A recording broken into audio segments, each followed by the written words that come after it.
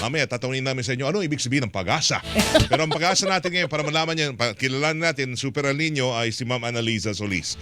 Ma'am Annalisa, magandang umaga po sa inyo. Double Wang, si Double B po. Good morning, ma'am.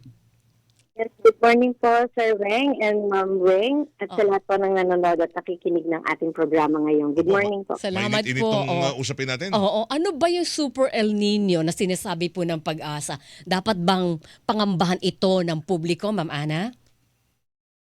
Well, unang-una po, Ma'am Weng, ay hindi po kami gumagamit ng word na Super El Nino. Mm-mm. Okay. Yan po yung nakikita, naririnig natin sa mga social media accounts. Yes, oo. Pero yan din po yung sinasabi ng ating mga nasa social media na very strong El Nino. Ibig Okay. sabihin po, ito yung pag-init ng temperatura ng karagatan kapag may El Nino na more than 2 degrees po yung pag-init sa karaniwan. So yun din po yung sinasabi nilang Super El Nino na very strong po ayon po sa kategory na ginagamit ng DOST. So, Okay. anong- Officially, hindi anong- Super El Nino ang tawag doon, anong kundi tawag? very strong El Nino.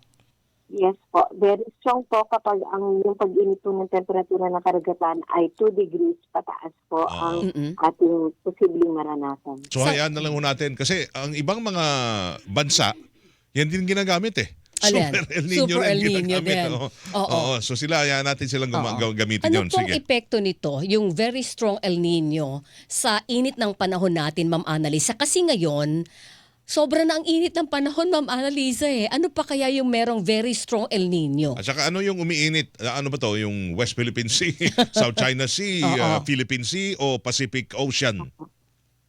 Sa ngayon po ay wala pa po tayong El Nino, although palabas Yes. po ang DOST ng pag-asa ng El Nino Watch na posible nga po na magkaroon ng El Nino this year. At base po dun sa mga global prediction centers natin, may mga international models na nagsasabi it could be a very strong El Nino. At base po dito ay it could, on October, November, December season. So, ngayon po generally kasi kapag may El Nino, it increases the likelihood na mas mababa yung ulan na kaysa karaniwan yung maranasan natin. Pero depende po sa timing or onset ng El Nino. Usually po, it could enhance our southwest monsoon season. At yan po yung posibleng nakikita natin ngayon, Ms. Weng, Sir Weng, dahil yung possible po na onset ng El Nino ay kasagsagan ng habagat. Oo So nga. it could trigger hotter conditions and amplify warm months in the coming days or months. Usually po, lalo na kung ito ay magtatagal, dun po sa susunod na warm and dry season months natin sa 2027. Hindi ba niya pararamihin yung bagyo, kundi palalakasin lang yung mga bagyong papasok sa PAR?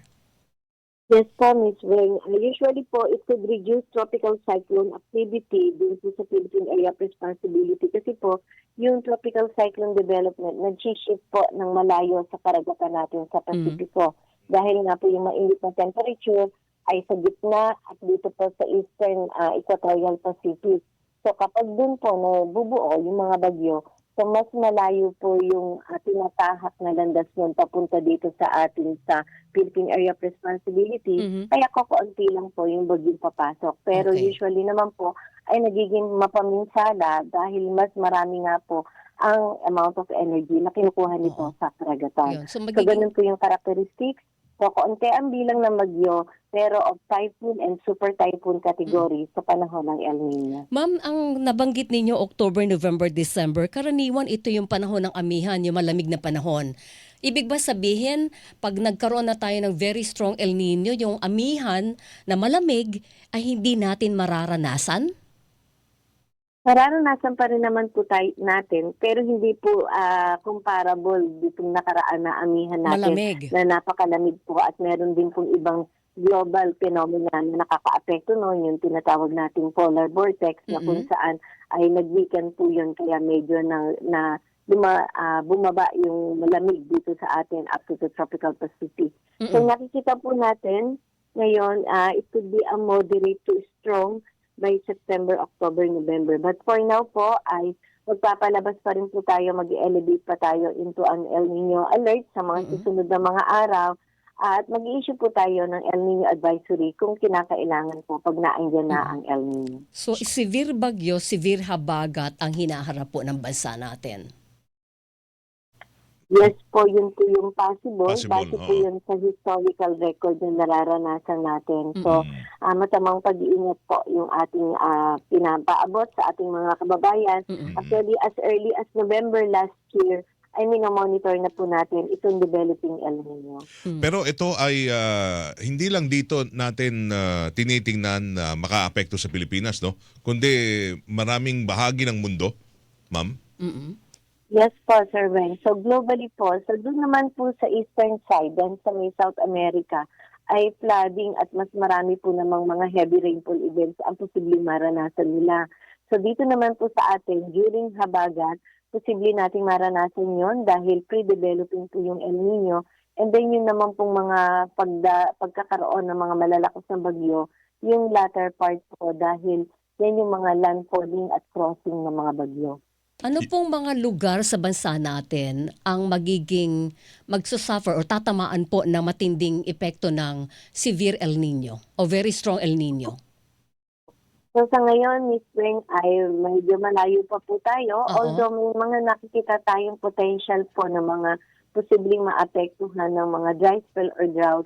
Initially po after ng panahon ng habagat dyan po sa may Luzon area. Mhm. And makikita rin po natin habang sa may habagat season, posible din po dun sa mga ilang areas po dyan sa may Visayas and Mindanao, Mhm. ay posibleng makaranas po ng mababa yung ulan nilang mararanasan po Mm-mm.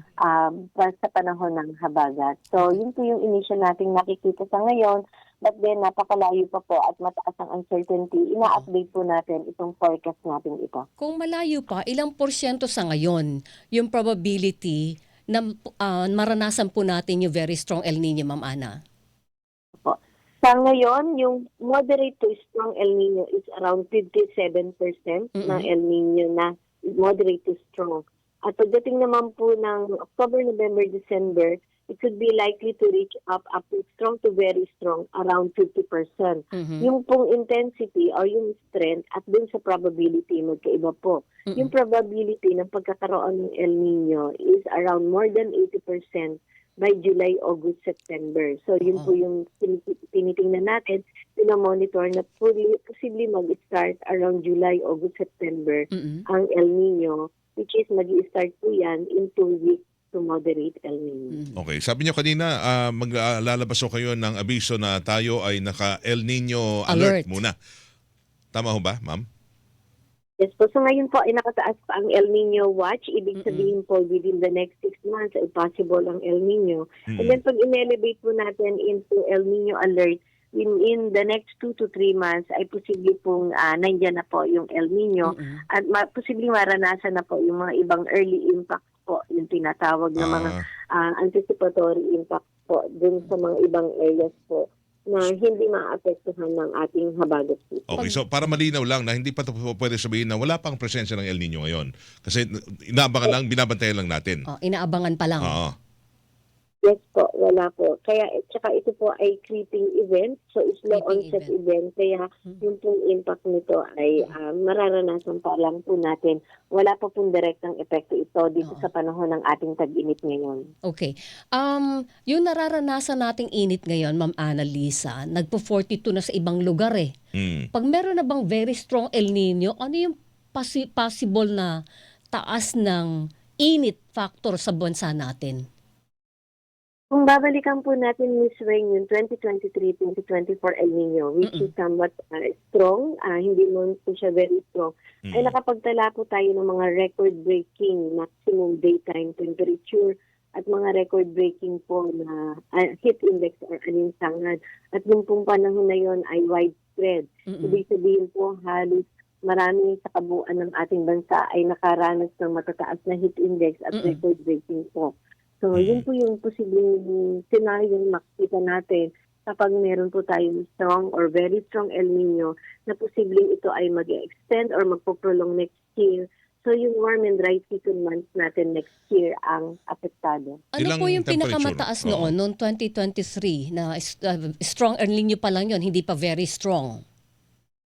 Yes po. So nakapagtala po tayo ng mga extreme danger po na mga heat index or alinsangan. So ibig sabihin po 52 or more than 52 My at God. very prevalent po yung mga localized thunderstorm activities noon. Kasi po mismo Opo. kapag sobrang taas ng ating alinsangan, posibleng uulan na po yun sa Oo. dakong hapon at gabi. Sana nga So, palaging marami ganon. prevalent po yung mga ganong thunderstorm activities, lalo-lalo na po kapag matataas ang ating heat index. Ma'am, ibig sabihin, pag nag-very strong El Nino tayo ng fourth quarter ng 2026, pwede mahigitan yung heat index ng 2023?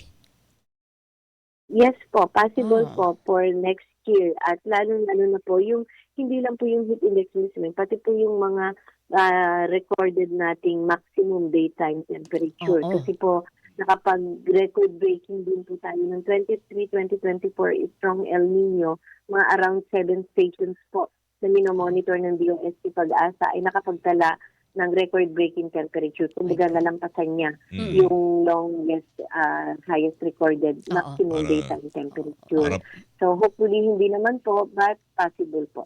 My para God. palang kwan lang yan, ang presyo ng produktong petrolyo, Ma'am Ana.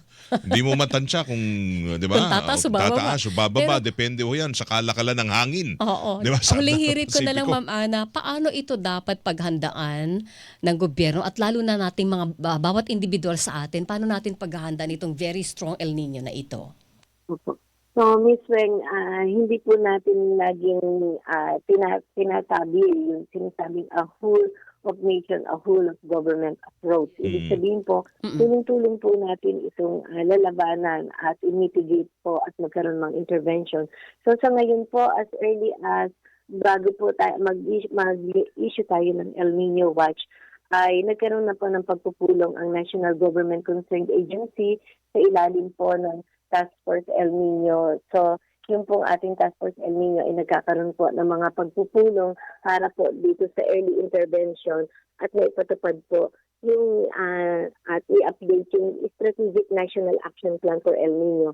Dahil meron na po tayong nakahatag na National Action Plan sa iba't ibang sektor po ng health, agriculture and food security, energy, Oo. public safety at ng water Good. sector po. So, yun pong ating binabalikan ngayon, nire-revisit ang Strategic Action Plan for El Nino. Alright. Naalala ko lang, panghuli lang sa akin, Ma'am Ana, hindi naman ho ito magdudulot ng mga, ano yung nakikita natin sa Amerika, pag mainit ang panahon, may mga forest fire. Yes. Dito sa ganyan, wala tayong, hindi abot sa ganoon magkakaroon ng mga ganyan.